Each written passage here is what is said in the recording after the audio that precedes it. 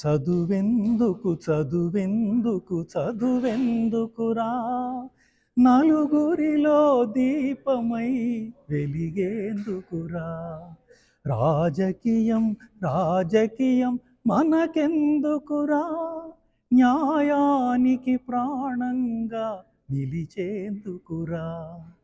ఈ గేయంలో ఉన్నటువంటి యొక్క సారాంశాన్నే తన జీవితాంతం ప్రతింపజేసినటువంటి అద్భుతమైన మహాప్రస్థానమైనటువంటి జీవితం కామ్రేడ్ సీతారాం యేచూరిది.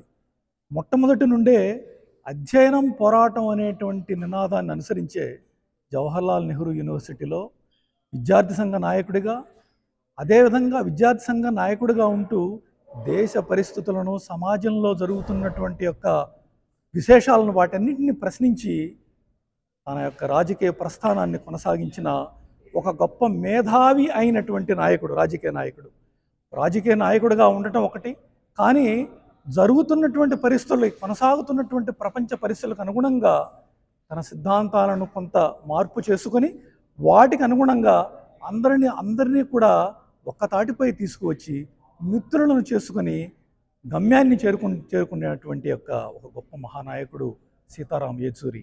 ఆయన జీవితంలో ప్రపంచ కమ్యూనిస్టు పార్టీ ఉద్యమం చాలా క్షీణదశకు వచ్చినటువంటి సందర్భంలో సిద్ధాంతాలకు కట్టుబడి తన జీవితం మొత్తం కూడా అహర్నిశలు పేదవారి యొక్క జీవితాల కోసం కట్టుబడి పనిచేసినటువంటి ఒక గొప్ప నాయకుడు కామ్రేడ్ సీతారాం యేచూరి.